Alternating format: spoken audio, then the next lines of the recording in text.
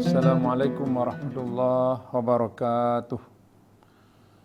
Alhamdulillahilladzi an'ama alaina bi ni'matil imani wal islam.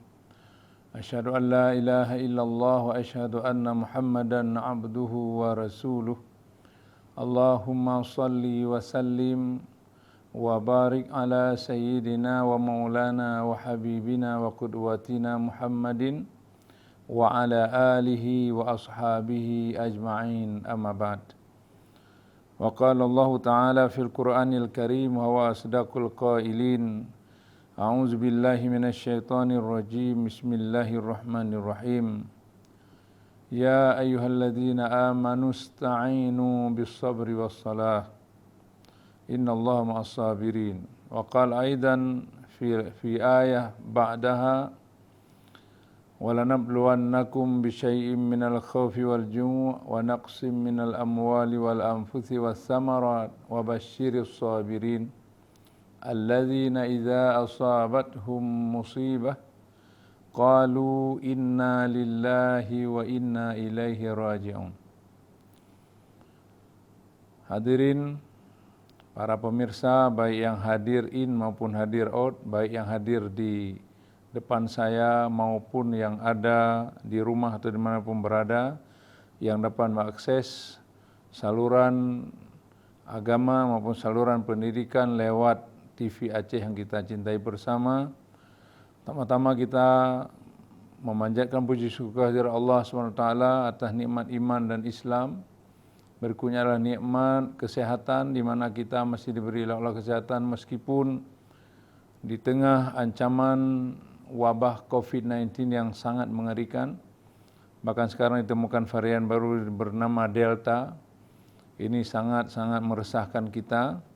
Oleh karena itu justru kondisi seperti ini, marilah kita tingkatkan ketaatan kita kepada Allah. Kita berserah diri kepadanya setelah tentunya kita melaksanakan ikhtiar, melakukan ikhtiar yang cukup baik dan ketat, termasuk menjaga prokes kita, termasuk mencuci tangan, memakai hand sanitizer, kemudian pakai masker seperti ini, ya, kita pakai masker yang rapat, bila perlu double maskernya. Setelah itu baru kemudian kita bertawakal kepada Allah. Ya, insyaAllah paduan antara ikhtiar dan tawakal, insyaAllah Allah akan menjaga kita dari segala macam mara bahaya, terutama bahaya COVID-19 yang sangat kita takuti, artinya sangat mengerikan ini.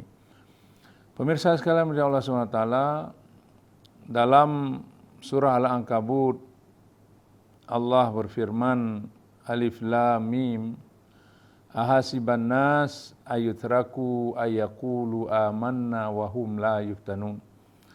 Ayat ini saya pikir merupakan suatu bukti bahwa seorang yang beriman kepada Allah dia pasti diuji. Sehingga ayat ini berbunyi Alif Lam Mim, Allah biha paham maknanya.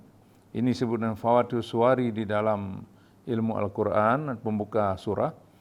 Lalu ayat berikutnya langsung ayat kedua, Allah berfirman, apakah manusia mengira bahwa mereka, kalau dia bicara jamaah, atau apakah dia atau seseorang itu akan dibiarkan oleh Allah begitu saja untuk kemudian menyatakan dirinya beriman. Artinya ayat ini menjelaskan kepada kita bahwa untuk menjadi seseorang itu beriman, atau untuk orang menyatakan dirinya beriman, orang itu harus melewati berbagai macam ujian. Hal ini juga terbukti semua para nabi, semua para rasul itu, meskipun kita katakan beliau-beliau itu, mereka itu merupakan kekasih Allah, orang paling dekat dengan Allah, tapi justru mereka ini diuji dengan ujian yang sangat luar biasa beratnya. Termasuk Nabi kita yang tercinta Muhammad SAW, beliau sejak kecil sudah diuji. Beliau masih di dalam rahim ibunda tercinta Aminah. Beliau sudah ditinggalkan bapaknya. Sehingga ketika beliau lahir ke muka bumi ini, beliau sudah berstatus sebagai anak yatim. Ini sungguh ujian yang menurut kami, menurut kita semua, layak kita katakan sebagai ujian yang juga sangat berat. Kemudian kita lihat beliau sebelum dewasa, waktu masih kecil saja. Setelah beliau tidak berumur lebih kurang 6 beliau sudah ditinggalkan ibunda tercinta lagi, yatim piatu beliau. Dan beliau diambil oleh kakeknya, lalu tidak lama kemudian kakeknya pun meninggal. Dan seterusnya dan seterusnya. Begitu juga nabi-nabi lain. Termasuk Nabi Musa alaihissalam diuji oleh Allah, termasuk pertentangan ghazwul fikrinya, bagaimana pertentangan pikirannya. Bapaknya sendiri itu, kalau Nabi Ibrahim kita lihat itu pembuat patung. Nah, ini cerita Nabi Ibrahim. Bapaknya Azar itu pembuat patung, tapi anaknya ditakdirkan Allah menjadi nabi, menjadi kakeknya para nabi. Kemudian Musa kita bilang tadi, beliau dilahirkan di tengah kekejaman seorang raja yang bernama Firaun. Sampai beliau kecil harus dihanyutkan oleh bundanya melalui sungai Nil. Coba bayangkan. Tapi ya manusia boleh berencana, tapi hanya rencana Allah yang berjalan. Wa makaru wa makarallah wallahu khairul makirin. Jadi Musa kecil dihanyutkan oleh bundanya supaya tidak dibunuh oleh Firaun yang menurut saran dari ahli nujum mereka bahwa anak laki-laki harus dibunuh supaya mereka tidak ada akan menjadi pengganti atau suksesor atau kompetitornya Firaun itu. Tapi Allah berkehendak lain, justru Nabi Musa dibesarkan di keluarga Firaun. Ditemukan oleh istrinya, lalu kemudian sampai suatu hari mau juga dibunuh Musa. Karena Musa kecil menarik jenggot Firaun, laknatillah itu. Sehingga dia bilang, anak ini kurang ajar nih, harus dibunuh nih. Lalu istrinya yang dicintai oleh Firaun mengatakan, jangan, dia anak kecil, nggak tahu apa-apa. Sehingga kemudian dites lah, kalau memang dia anak kecil kita tes sekarang, kita taruh emas, kita taruh api, bara api maksudnya, lalu dites mana yang akan dia pilih. Ternyata Musa kecil diselamatkan oleh Allah, dia memilih bara. Seandainya memilih emas, mungkin Musa pun sudah dibunuh sejak kecil oleh Firaun. Begitu juga Nabi Nuh, anak sendiri itu tidak beriman kepada Allah. Tidak beriman terhadap apa yang didakwakan oleh Nuh, bahkan istrinya pun demikian. Jadi kita lihat semua perjalanan para Nabiullah, para Rasulullah itu, semua mereka berada dalam ujian. Nah, kemudian dalam ayat lain Allah coba lihat mengatakan kepada kita akan suatu keniscayaan terhadap sebuah cobaan atau ujian. Dalam surah Al-Baqarah ayat 155 Allah berfirman, "Walanabluwannakum bisyai'in minal khaufi wal ju' wa naqsin minal amwali wal anfusi was samarat wa basyiris sabirin alladzina idza asabathum musibah qalu inna lillahi wa inna ilaihi raji'un." Ayat ini menegaskan sekali lagi bahwa sengaja Allah pakai huruf taukid situ, lam itu lam taukid. Walanabluwannakum, dan sungguh kami akan menguji kalian semua hai manusia, khususnya manusia yang beriman. Dengan apa diuji oleh Allah? Pertama minal khauf, dari rasa takut. Nah, sekarang ini kita sedang diuji dengan rasa takut yang berlebihan kita terhadap Covid ini. Seolah-olah kadang-kadang kita membaca, kita lihat fenomena di masyarakat, kadang-kadang orang lebih takut Covid pada Allah Ta'ala. Dia pakai masker, dia takut dia tidak kena Covid. Tapi dia nggak sholat. Nah, berarti pertanda dia lebih takut Covid pada Allah Ta'ala.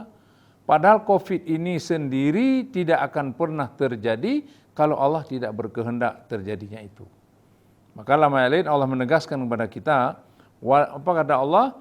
Qul la yusibana illa ma kataballahu lana. Katakan hai Muhammad, tidak akan sekali-kali terjadi atau menimpa kami kecuali apa yang sudah ditetapkan oleh Allah Subhanahu wa taala.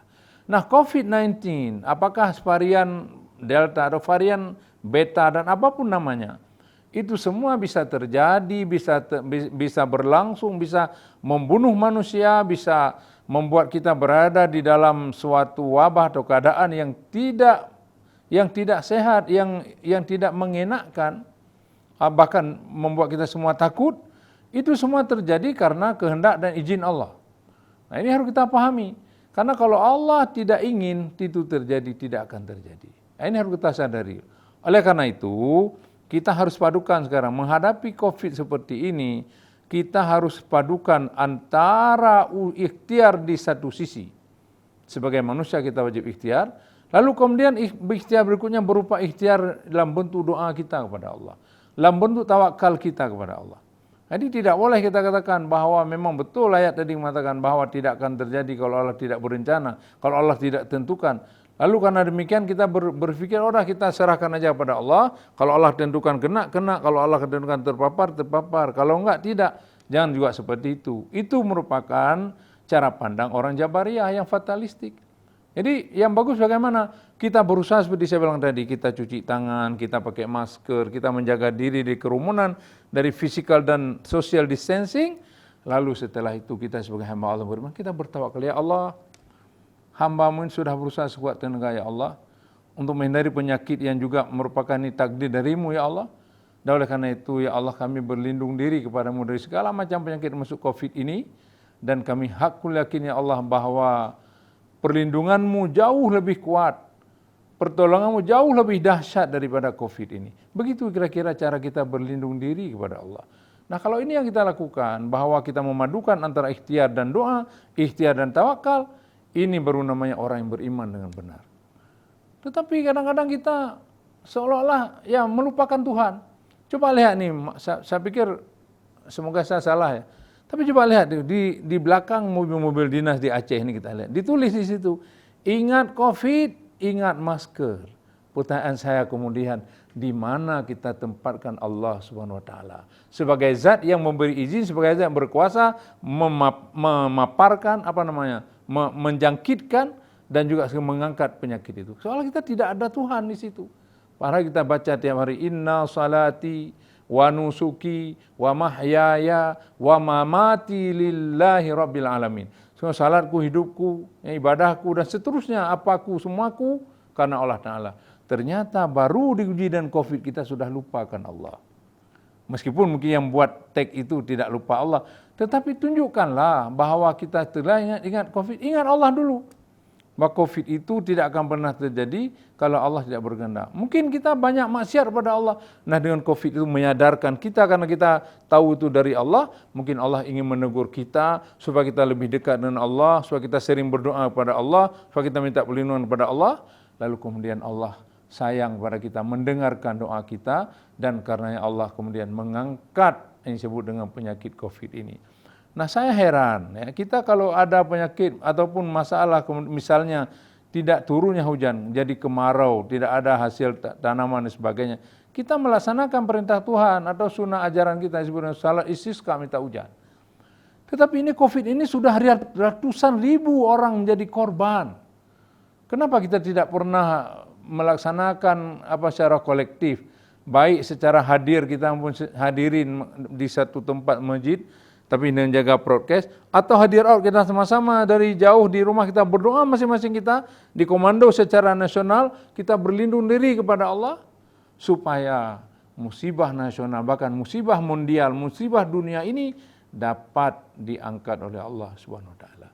Jadi saya pikir boleh jadi dengan COVID ini, dan saya yakin bahwa di balik musibah seperti ini ada maksud Allah yang kadang-kadang kita tidak bisa membaca, yang kadang-kadang di luar kemampuan nalar kita. Padahal sebenarnya kalau kita orang beragama, justru kadang-kadang dengan diuji ini orang selamat. Banyak orang kalau diuji sakit selamat, dia ingat Allah, kembali ke masjid, datang ke masjid, kembali takaru pada Allah. Tapi begitu diuji dengan kesenangan, diberikan kekayaan, mulai besok dia nggak salah lagi. Biasanya ada ke masjid tepat waktu, karena kaya asik dia ngurus perusahaan, ngurus dia asik plesiran saja, sehingga dia melupakan Allah. Maka jangan-jangan yang kita berharap, semoga dengan COVID ini Allah semakin sayang kepada kita, dan Allah sengaja menguji kita ini karena insya Allah mungkin, dan kita hakul yakin juga bahwa Allah ingin mengangkat derajat kita. Saya sering katakan bahwa yang diuji itu yang bernilai. Kenapa dia orang menguji kadar emas? Mengapa orang menguji karat daripada misalnya mutiara ataupun intan berlian? Karena memang barang itu berharga. Kalau zat tidak berharga, maka tidak diuji. Coba lihat batu bata nggak diuji, batu kerikil nggak diuji, mau 1 kubik cuma 300.000. Tapi coba lihat emas kecil apapun itu, kecil aja emas, berapa harganya? Belum lagi intan berlian. Nah ini saya pikir suatu hal yang harus kita camkan, bahwa untuk menyikapi musibah atau wabah seperti ini, kita harus pertama ikhtiar dengan sekuat tenaga, dengan semampu kita, dengan didukung oleh pengetahuan kita yang cukup, misalnya dengan bagaimana COVID ini berkembang, lalu kita memutuskan tali rantai perkembangannya atau kepaparannya, kemudian lalu kita berserah diri pada Allah, dan tawakal pada Allah itu harus didahului dengan ikhtiar yang sempurna. Saya pikir demikian yang saya sampaikan.